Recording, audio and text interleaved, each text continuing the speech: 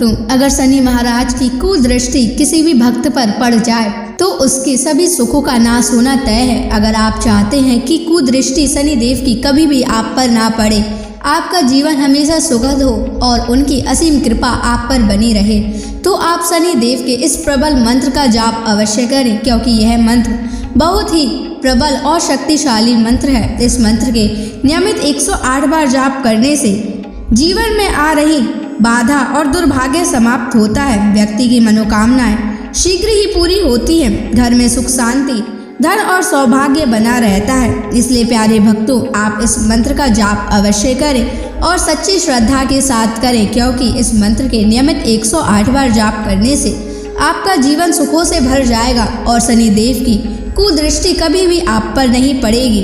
इसलिए प्यारे भक्तों, इस मंत्र का जाप अवश्य करें। और अगर आप इस मंत्र का जाप नहीं कर पा रहे हैं तो आप इस वीडियो को अपने मोबाइल फोन पर या स्पीकर पर चलाकर नियमित सुनें, ताकि आप शनि देव की असीम कृपा को प्राप्त कर सकें। और अगर आप शनि देव का आशीर्वाद प्राप्त करना चाहते हैं तो इस वीडियो को लाइक और चैनल को सब्सक्राइब जरूर कर दीजिए और कमेंट बॉक्स में शनि महाराज की जय अवश्य लिख दीजिए। तो चलिए भक्तों, मंत्र का जाप करना प्रारंभ करते हैं। ओम ह्रीं श्रीं शनैश्चराय ऋण विमोचनाय स्वाहा। ओम ह्रीं श्रीं शनैश्चराय ऋण विमोचनाय स्वाहा। ओम ह्रीं श्रीं शनैश्चराय ऋण विमोचनाय स्वाहा। ओम ह्रीं श्रीं शनैश्चराय ऋण विमोचनाय स्वाहा। ओम ह्रीं श्रीं शनैश्चराय ऋण विमोचनाय स्वाहा। ओम ह्रीं श्रीं शनैश्चराय ऋण विमोचनाय स्वाहा। ओम ह्रीं श्रीं शनैश्चराय ऋण विमोचनाय स्वाहा। ओम ह्रीं श्रीं शनैश्चराय ऋण विमोचनाय स्वाहा। ओम ह्रीं श्रीं शनैश्चराय ऋण विमोचनाय स्वाहा। ओम ह्रीं श्रीं शनैश्चराय ऋण विमोचनाय स्वाहा। ओम ह्रीं श्रीं शनैश्चराय ऋण विमोचनाय स्वाहा। ओम ह्रीं श्रीं शनैश्चराय ऋण विमोचनाय स्वाहा। ओम ह्रीं श्रीं शनैश्चराय ऋण विमोचनाय विमोचनाय स्वाहा। ॐ ह्रीं श्रीं शनैश्चराय ऋणविमोचनाय स्वाहा। ॐ ह्रीं श्रीं शनैश्चराय ऋणविमोचनाय स्वाहा। ॐ ह्रीं श्रीं शनैश्चराय ऋणविमोचनाय स्वाहा। ॐ ह्रीं श्रीं शनैश्चराय ऋणविमोचनाय स्वाहा। ॐ ह्रीं श्रीं शनैश्चराय ऋणविमोचनाय स्वाहा। ॐ ह्रीं श्रीं शनैश्चराय ऋणविमोचनाय स्वाहा। ॐ ह्रीं श्रीं शनैश्चराय ऋणविमोचनाय स्वाहा। ॐ ह्रीं श्रीं शनैश्चराय ऋणविमोचनाय स्वाहा। ॐ ह्रीं श्रीं शनैश्चराय ऋणविमोचनाय स्वाहा। ॐ ह्रीं श्रीं शनैश्चराय ऋणविमोचनाय स्वाहा। ॐ ह्रीं श्रीं शनैश्चराय ऋणविमोचनाय स्वाहा।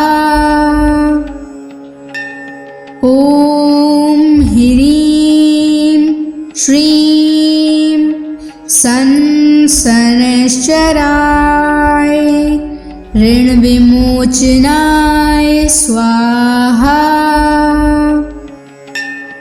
ॐ ह्रीं श्रीं शनैश्चराय ऋणविमोचनाय स्वाहा। ॐ ह्रीं श्रीं शनैश्चराय ऋणविमोचनाय स्वाहा। ॐ ह्रीं श्रीं शनैश्चराय ऋणविमोचनाय स्वाहा। ॐ ह्रीं श्रीं शनैश्चराय ऋणविमोचनाय स्वाहा। ॐ ह्रीं श्रीं शनैश्चराय ऋणविमोचनाय स्वाहा। ॐ ह्रीं श्रीं शनैश्चराय शनैश्चराय ऋणविमोचनाय स्वाहा। ॐ ह्रीं श्रीं शनैश्चराय ऋणविमोचनाय स्वाहा। ॐ ह्रीं श्रीं शनैश्चराय ऋणविमोचनाय स्वाहा। ॐ ह्रीं श्रीं शनैश्चराय ऋणविमोचनाय स्वाहा। ॐ ह्रीं श्रीं शनैश्चराय ऋणविमोचनाय स्वाहा। ॐ ह्रीं श्रीं शनैश्चराय ऋणविमोचनाय स्वाहा। ॐ ह्रीं श्रीं शनैश्चराय ऋणविमोचनाय स्वाहा। ॐ ह्रीं श्रीं शनैश्चराय ऋणविमोचनाय स्वाहा। ॐ ह्रीं श्रीं शनैश्चराय ऋणविमोचनाय स्वाहा। ॐ ह्रीं श्रीं शनैश्चराय ऋणविमोचनाय स्वाहा। ॐ ह्रीं श्रीं शनैश्चराय ऋणविमोचनाय स्वाहा। ॐ ह्रीं श्रीं शनैश्चराय ऋणविमोचनाय स्वाहा। ॐ ह्रीं श्रीं शनैश्चराय ऋणविमोचनाय स्वाहा। ॐ ह्रीं श्रीं शनैश्चराय ऋणविमोचनाय स्वाहा। ॐ ह्रीं श्रीं शनैश्चराय ऋणविमोचनाय स्वाहा। ॐ ह्रीं श्रीं शनैश्चराय ऋणविमोचनाय स्वाहा। ॐ ह्रीं श्रीं शनैश्चराय ऋणविमोचनाय स्वाहा। ॐ ह्रीं श्रीं शनैश्चराय ऋणविमोचनाय स्वाहा। ॐ ह्रीं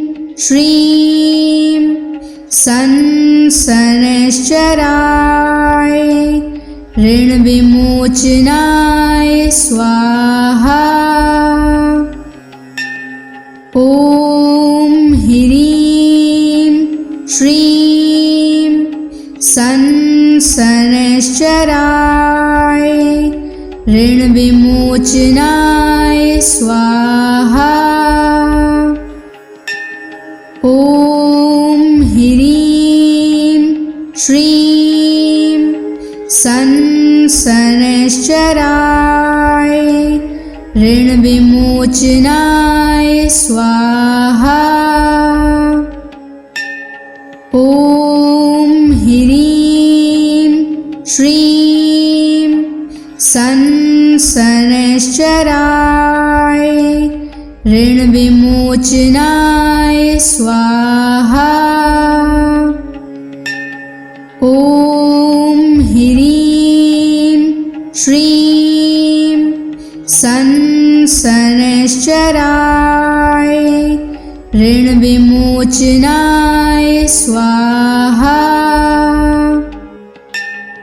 ॐ ह्रीं श्रीं शनैश्चराय ऋण विमोचनाय स्वाहा। ॐ ह्रीं श्रीं शनैश्चराय ऋण विमोचनाय स्वाहा। ॐ ह्रीं श्रीं शनैश्चराय ऋण विमोचनाय स्वाहा। ॐ ह्रीं श्रीं शनैश्चराय ऋण विमोचनाय स्वाहा।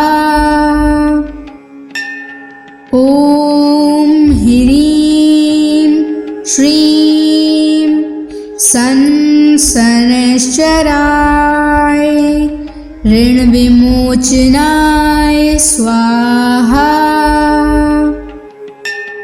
ॐ ह्रीं श्रीं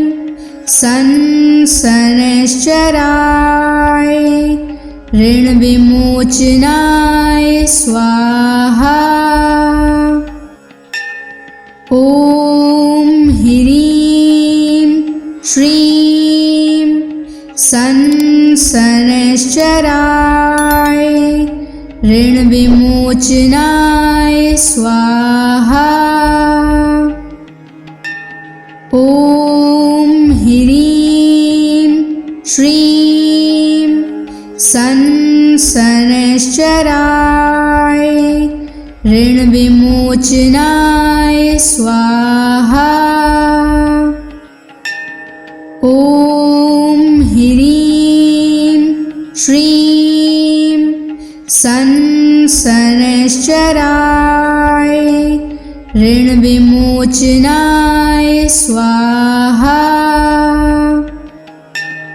ॐ ह्रीं श्रीं शनैश्चराय ऋण विमोचनाय स्वाहा।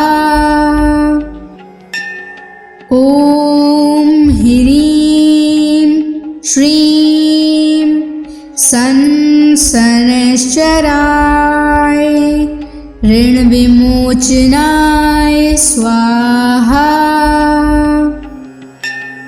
ॐ ह्रीं श्रीं शनैश्चराय ऋण विमोचनाय स्वाहा। ॐ ह्रीं श्रीं शनैश्चराय ऋण विमोचनाय स्वाहा। ॐ ह्रीं श्रीं संसनश्चराय ऋणविमोचनाय स्वाहा। ॐ ह्रीं श्रीं संसनश्चराय ऋणविमोचनाय स्वाहा। ॐ ह्रीं श्रीं संसनश्चराय ऋणविमोचनाय स्वाहा। ॐ ह्रीं श्रीं संसनश्चराय ऋणविमोचनाय स्वाहा। ॐ ह्रीं श्रीं संसनश्चराय ऋणविमोचनाय स्वाहा। ॐ ह्रीं श्रीं संसनश्चराय ऋणविमोचनाय स्वाहा। ॐ ह्रीं श्रीं संसनश्चराय ऋणविमोचनाय स्वाहा। ॐ ह्रीं श्रीं संसनश्चराय ऋणविमोचनाय स्वाहा। ॐ ह्रीं श्रीं संसनश्चराय ऋणविमोचनाय स्वाहा। ॐ ह्रीं श्रीं संसनश्चराय ऋणविमोचनाय स्वाहा। ॐ ह्रीं श्रीं संसनश्चराय ऋणविमोचनाय स्वाहा। ॐ ह्रीं श्रीं संसनश्चराय ऋणविमोचनाय स्वाहा। ॐ ह्रीं श्रीं संसनश्चराय ऋणविमोचनाय स्वाहा। ॐ ह्रीं श्रीं संसनश्चराय ऋणविमोचनाय स्वाहा। ॐ ह्रीं श्रीं संसनश्चराय ऋणविमोचनाय स्वाहा। ॐ ह्रीं श्रीं संसनश्चराय ऋणविमोचनाय स्वाहा। ॐ ह्रीं श्रीं संसनश्चराय ऋणविमोचनाय स्वाहा। ॐ ह्रीं श्रीं संसनश्चराय ऋणविमोचनाय स्वाहा। ॐ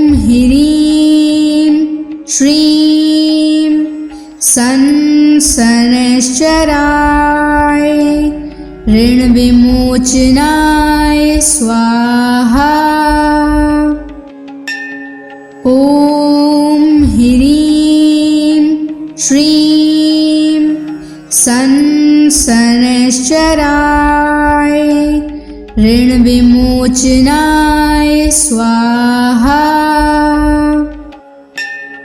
ॐ ह्रीं श्रीं शनैश्चराय ऋणविमोचनाय स्वाहा। ॐ ह्रीं श्रीं शनैश्चराय ऋणविमोचनाय स्वाहा। ॐ ह्रीं श्रीं शनैश्चराय ऋणविमोचनाय स्वाहा। ॐ ह्रीं श्रीं शनैश्चराय ऋणविमोचनाय स्वाहा। ॐ ह्रीं श्रीं शनैश्चराय ऋणविमोचनाय स्वाहा। ॐ ह्रीं श्रीं शनैश्चराय ऋणविमोचनाय स्वाहा। ॐ ह्रीं श्रीं शनैश्चराय ऋणविमोचनाय स्वाहा। ॐ ह्रीं श्रीं शनैश्चराय ऋणविमोचनाय स्वाहा। ॐ ह्रीं श्रीं शनैश्चराय ऋणविमोचनाय स्वाहा। ॐ ह्रीं श्रीं शनैश्चराय ऋणविमोचनाय स्वाहा। ॐ ह्रीं श्रीं शनैश्चराय ऋणविमोचनाय स्वाहा। ॐ ह्रीं श्रीं शनैश्चराय ऋणविमोचनाय स्वाहा। ॐ ह्रीं श्रीं शनैश्चराय ऋणविमोचनाय स्वाहा। ॐ ह्रीं श्रीं शनैश्चराय ऋणविमोचनाय स्वाहा। ॐ ह्रीं श्रीं शनैश्चराय ऋणविमोचनाय स्वाहा। ॐ ह्रीं श्रीं शनैश्चराय ऋणविमोचनाय स्वाहा। ॐ ह्रीं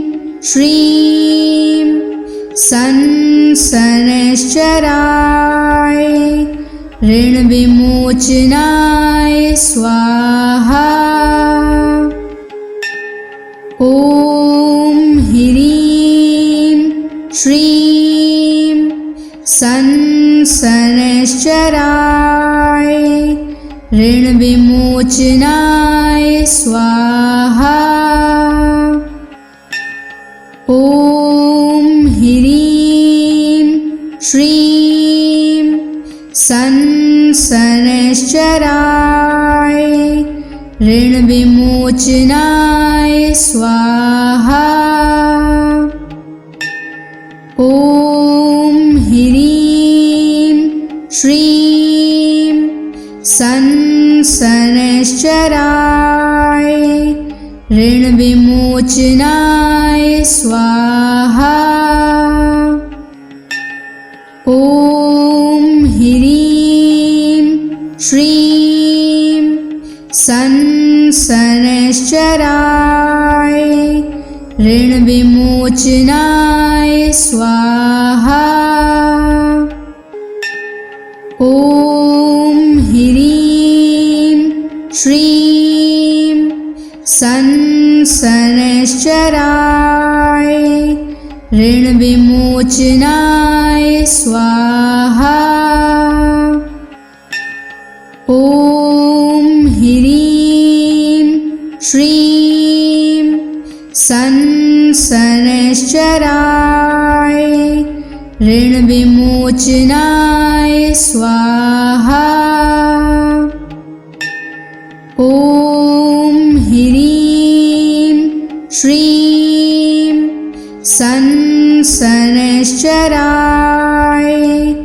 ऋणविमोचनाय स्वाहा।